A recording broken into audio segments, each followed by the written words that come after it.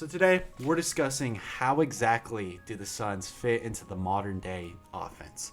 So they hired new head coach Mike Budenholzer, who was a revolutionary when it came to 3-point attempts per game. You can see every single team that he's taken over a dramatic increase in the amount of 3 points attempted. If we look at Coach Budenholzer with the Milwaukee Bucks, his squads averaged on 38.6 3 points attempted per game, while the Suns averaged last year around 31.9, which was 2 points down from what it was the year before. So obviously, Vogel was not able to get these guys to get their shots up quite like Monty was 2 years ago, and quite like hopefully Budenholzer can do next year. So if we take a look at the Suns, last year they were fourth in the entire NBA in 3-point percentage, which was extremely impressive, but on a very low amount of attempts. They took the 25th most threes in all of basketball last year. Just putrid numbers, and it didn't make any sense with how this roster is constructed. If you look at Grayson Allen last year, averaged about 6 3-point attempts per game and 46.1% from three, which happens to be the highest in Suns history. We go to Durant, 5.4 3-pointers attempted per game, and he had 41.3%. Very good.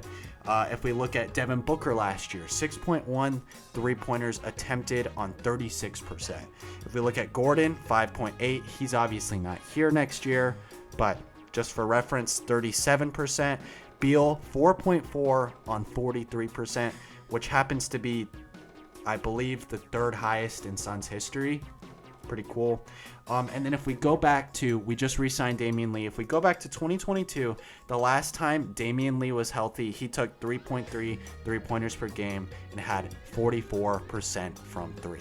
If you guys remember last year, this offense was incredibly frustrating to watch. Even though they were fairly good, around, I think, 9th in the league last year in offense, it just never looked quite right. They never got a flow. They never had a system.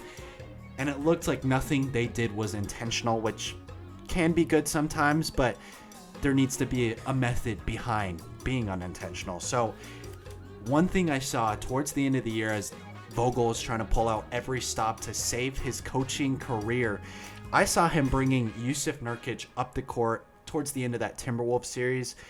And it was kind of frustrating to watch because we didn't see Jusuf Nurkic being a ball handler outside the perimeter all year. It's something that we knew he could do coming into Phoenix, but he never did it pretty much the whole regular season, maybe in short bursts, but it was never something that was sustained. He was never able to build chemistry doing it with the big three and any backup players that we had. So that's something that I want to see a little bit more this next year. Is I want to see Jusuf Nurkic with the ball in his hand outside the perimeter with the action starting out there, running a type of 5-out offense without 5 shooters. I think it could unlock a lot of drive and kick opportunities. I think it'll space the floor a lot because with Jusuf Nurkic and his downright terrible 3-point shooting, it's really hard to run a drive and kick offense because he's always in the paint. There's always going to be a Rudy Gobert type defender sitting there ready to block his shot, and that's why he got played out of the playoffs. Rudy Gobert, who is statistically a playoff faller, rose against Jusuf Nurkic, and that's an issue, I believe, with coaching. Mike Budenholzer is a smart offensive guy. Vogel was not, and I think that's something that's going to change drastically this year. As the NBA progresses, year on year, teams are shooting more and more threes, and year on year, each team is supposed to attempt more threes. If we look at 2022 compared to 2023, the Phoenix Suns attempted less threes per game, and that is not okay. That's not how this game is progressing, and if the Suns want any chance to win a championship, they need to progress with the game. So if I don't see the Suns 3-pointers tick up this season, then I don't believe there's a point in watching the Suns this season. I'm just going to be honest with you.